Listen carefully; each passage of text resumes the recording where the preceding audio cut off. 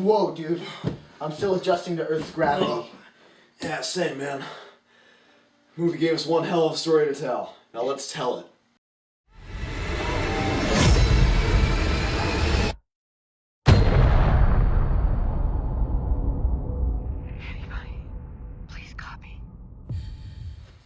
Hi, I'm Joe. Obviously, you know me from Pulp Nonfiction, and this here's Penn. Now, you may not have seen him before because I'm not here with Dennis and Brian. However, I will say this. Penn is also known as Star Panel, and he is the one who provided our music for Pulp Nonfiction The Theft. I will post the link to that somewhere. And also, he's also the charge of Play Pause Studios, which has produced the movies Ghost Train and, more recently, Eye in the Sky, the latter of which I was also involved with. I will also post a link to that in the description. And we just saw Gravity. Yeah. So, Gravity, well, I think we can both agree, was a really amazing movie. It was. Yeah. It's directed by Alfonso Cuarón, who is a really talented director. His past movies include Children of Men, and one probably all of you know is Harry Potter and the Prisoner of Azkaban, which I think we can both agree is our favorite Harry Potter film out of all of them. Yeah, definitely. It was really well directed and the most stylish, I think, of any of them. And that carries over into Gravity, yes? Completely, yeah. And his sense of visuals, they're fantastic. Even though Prisoner of Azkaban and Gravity have very little in common visually, the intuition behind the visuals going into the movie, it's the same level of intellect, and that was really impressive. Exactly.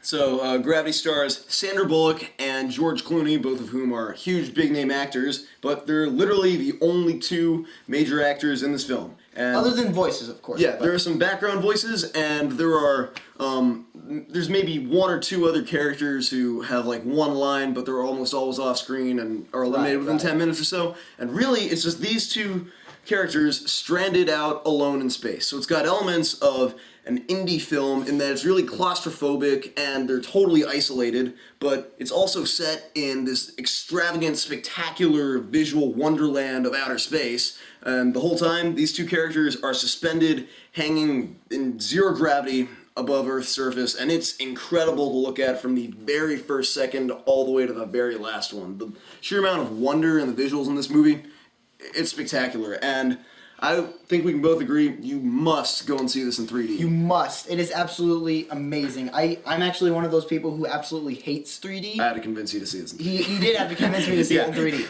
But once I went in there, it was mind-blowing. It works. It works so well. And it doesn't make you dizzy like the trailers might have you to believe. Yeah, I was kind of afraid I'd get motion sick going into this, and no problem whatsoever. I mean, I'll admit there are scenes where the camera is literally spinning around with the actors in zero gravity, but you feel the motion of it, but it only works to be really immersive. It doesn't make you sick at all. Yeah. So if you're worried about that, screw it. Go see it anyway. It's fine.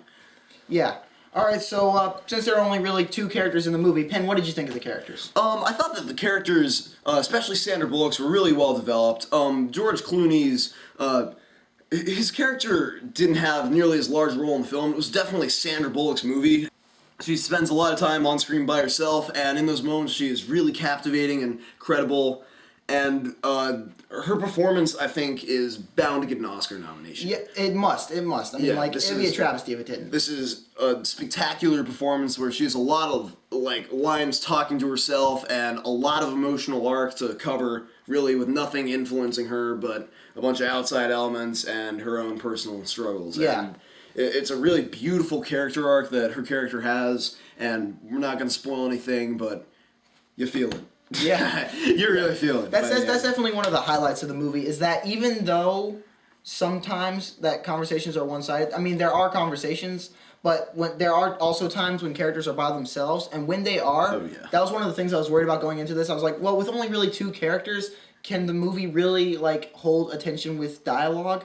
But, just the characters' monologues to themselves, that it carried the movie. It made it worth watching. I don't think there was ever a moment where I was truly bored and wanted to leave. Yeah, not only that, but this is one of the most intense movies I've ever seen. Literally, from the first second to the last one, I was flexing the majority of the muscles in my body, and occasionally I just have to go, huh. Oh yeah, I was flexing everything, and I'm really exhausted and hot now. Oh yeah, back to it. My heart rate definitely must have gone up by 10%. Yeah. It was crazy. I mean, the mean blood pressure among all the guys in the theater with us was probably through the roof.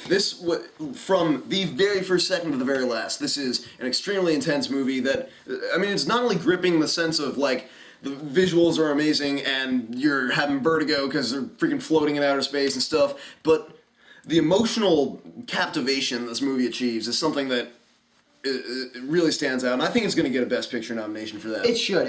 Yeah. And part of that intensity comes from the cinematography, which is truly some of the greatest work ever. And that part of that is due to the special effects. Yeah, I would say visually, this film, I've noticed kind of a pattern since 2000, either 9 or 10. Whenever Avatar came out, that was an enormous groundbreaker visually for blending CGI with live action in a way that really very few movies had beforehand, and very few last had even succeeded in doing. So from that point, you go to Avatar, and then a year later, Hugo in 2011, which also blended live action and CGI, put in a more dramatic context, and Martin Scorsese did a brilliant job with it. It got 11 Oscar nominations, and yeah, that was fantastic. Then last year, Life of Pi took it even another step further, and the blend between CGI and live action was fantastic, and I love that movie. But Gravity has the greatest CGI and visual effects that I've ever seen, as well as the most seamless blend of visual effects and live action that I think has ever been done in a movie. Yeah, this is easily like the pinnacle of probably modern special effects.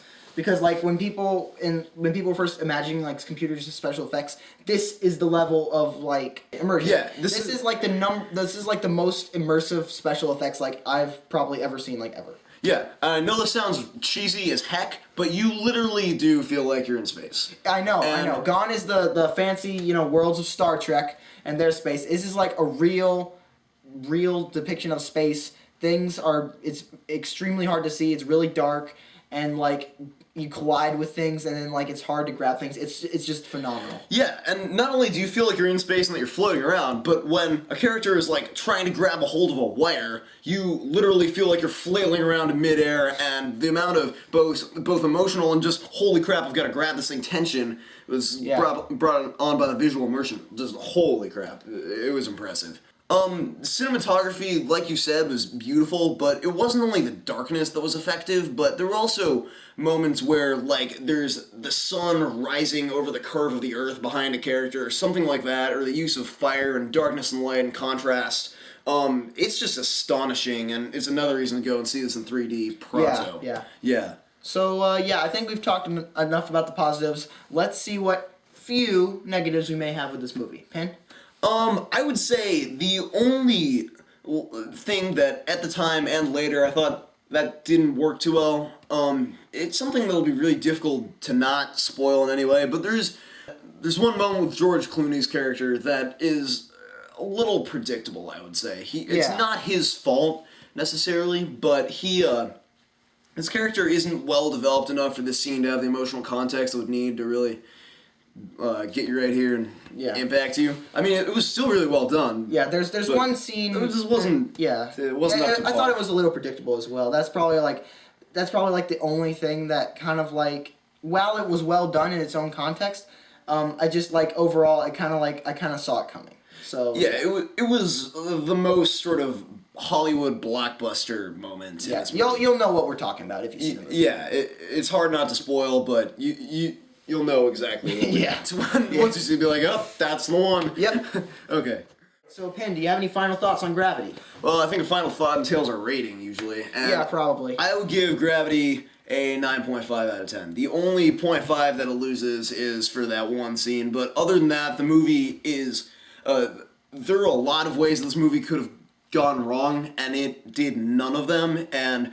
It's nearly perfect in its execution of a really cool premise, spectacular visuals, and one of the most gripping emotional arcs in any movie that I've seen this year, which I did not expect from this. So what do you think, Joe? Yeah, I'm going to have to go with you with a 9.5. The only thing that was that took it down for me was that little predictable bit in the about a third of the way through. Yeah. And before you all say it, I know I gave 9.5 to Man of Steel. But listen, I've gone out, I've learned some few things or two, I've come back, and now I'm definite. I really do think this is a 9.5 out of 10 movie. What would you give Man of Steel now? What do you... I gave it a 4, by the way, guys. I'd probably give it... I'm not going to argue. It's just my personal opinion. I'd probably give it like a 8. Like now, I'd probably give it like a 7 or an 8. If I could just put out one final thought here. Yeah, sure.